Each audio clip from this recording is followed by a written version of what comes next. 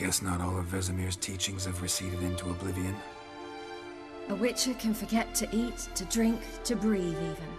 But a witcher never ever forgets to care for his blade. Yeah, I used to repeat that incessantly. Never tired of doing it either. What creature was it? Huh? Creature? One that gave you the scar over your left eye. It's new. I don't remember it. Souvenir from the cockatrice of Spala. Another addition to the collection. Nothing special. Yours has healed beautifully, though. Avallac'h. He prepared some special ointments for me. But that was before the curse gripped him. Wonder where he is now. We lifted the curse. He's at Kaer Morhen, waiting for you. Are you serious? You must be. You'd not jest about something like that. A nice thing to wake up to. You trust him? Avallac'h? He's not let me down to date. Not once. Why exactly is Avallac'h helping you? Sages have never been fond of humans. He doesn't do it for me. It's about my power. As if it could ever be about anything else. Avallac'h tried to teach me how to control my ability. He was also making sure I didn't fall into Eredin's hands. What's Eredin after? What's he want from you? What everyone wants. Control of my powers. His homeworld faces annihilation. Eredin's decided to invade ours.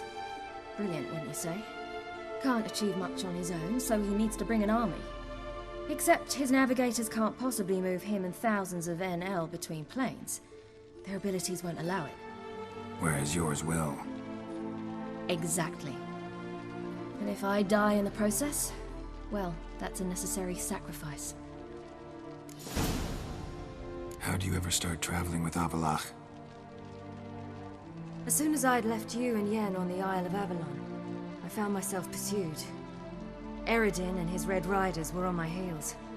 I fled through many worlds, many times. They came very close to catching me once. It was then that Avallac'h appeared, out of nowhere. He found a portal, and took us to a world where Eredin couldn't find us for, perhaps half a year. The world where Eredin couldn't find you. What was it like? You wouldn't believe me if I told you. Try me.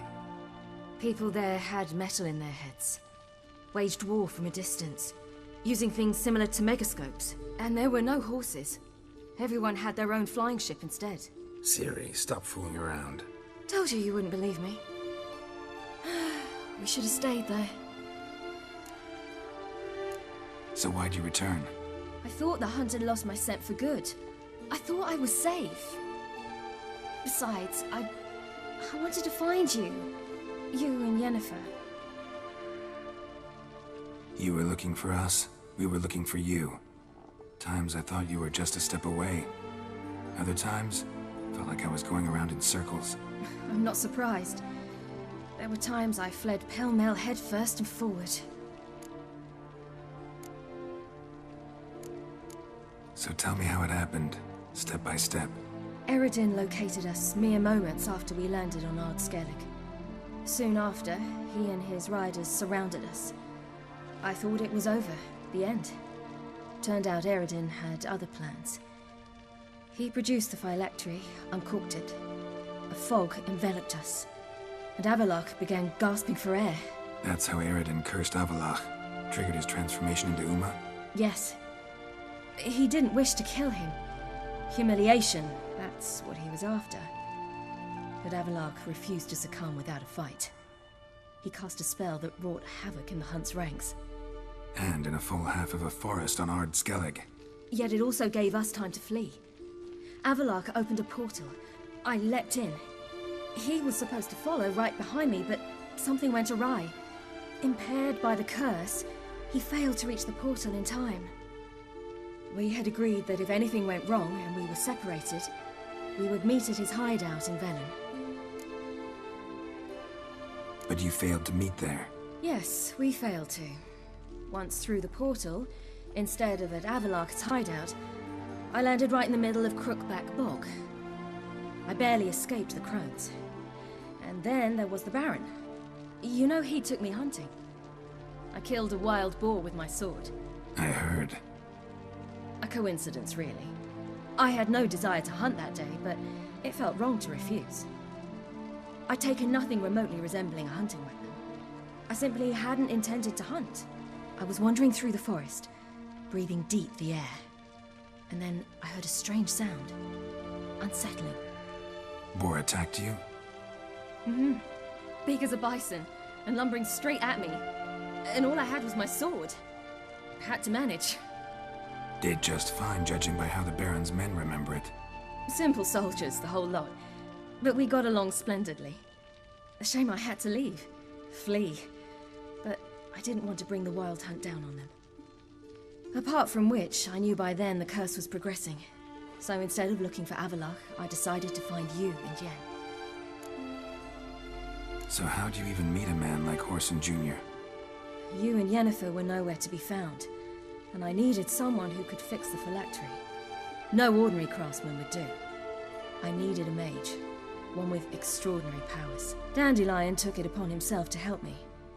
It was as if his honor depended on it. He arranged a meeting with a mage, but it proved a trap set by the temple guard. Failed to mention that. Probably didn't want to worry you. Later, we learned the guard did that sort of thing regularly, in the hope of nabbing anyone who collaborated with mages. We needed to find another way. That was clear. Then Dandelion said he knew a man who owned a piece of Novigrad, as he put it, could do more than others. He was certain to know someone who could fix the phylactery. Whoreson Jr. Mm-hmm. I suspected it might not be the best idea, but I was desperate. I had no choice. You suspected right. Whoreson was not the ideal partner in crime. Damned simpleton got it in his head that we cheated him and kidnapped Dudu. Who you promptly freed only to have to flee to Temple Isle. Great idea. We hadn't planned it. Had no time to consider, we just bolted. I didn't even realize the guardsmen were driving me into a trap. Suddenly there I was, and I knew I had to disappear. At once. And that's when you landed back in Skellige. The shore of Hindisfjall. The first pleasant place that came to mind. Hjalmar and I used to swim there. Wait, so you actually wound up there by accident? I thought you and Avallac'h had arranged something. No, he simply sensed me use my power. Just as Eredin can sense where I am, where I travel. In fact, Eredin arrived soon after I did, his riders in tow. Once again, things happened quickly. Lofoten, the hunt's attack, my flight. And then, dreams. Just dreams. What did you dream? I've had nothing but nightmares lately. Pretty horrible. Likewise, for the most part. In one, a monster grown from a stillborn child chased you. Ugh, that was horrible. I had a few nice dreams.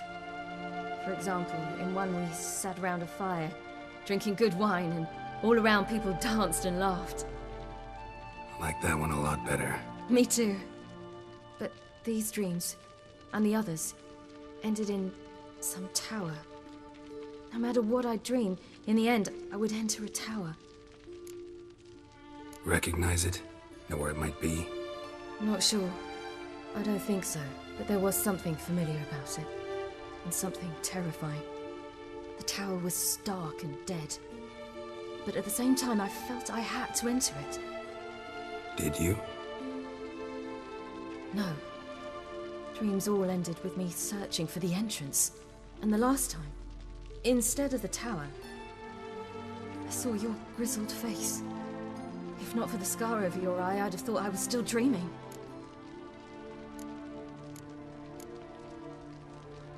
I was afraid you were dead. Found some dwarves here. Said they'd try to wake you, but you were cold as ice and you weren't breathing. And yet you came in. Who listens to dwarves these days? Speaking of which, they're probably getting antsy. We should go. Got a boat on the beach. Once we land, we'll head for Kaer Morhen. On horseback. Right. Conventional means of travel. They're just better. Though a portal would be quicker. And draw Eredin to us immediately. Rather not risk it. Besides, I hate portals.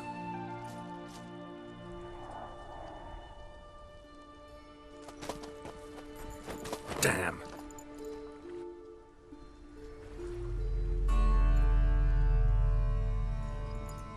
Listen, we gotta think of a way to...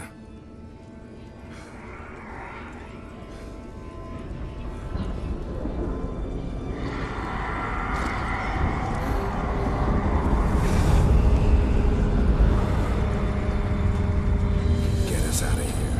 They'll know where we've gone. They'll know how to find me. They already do. Ciri, take us home.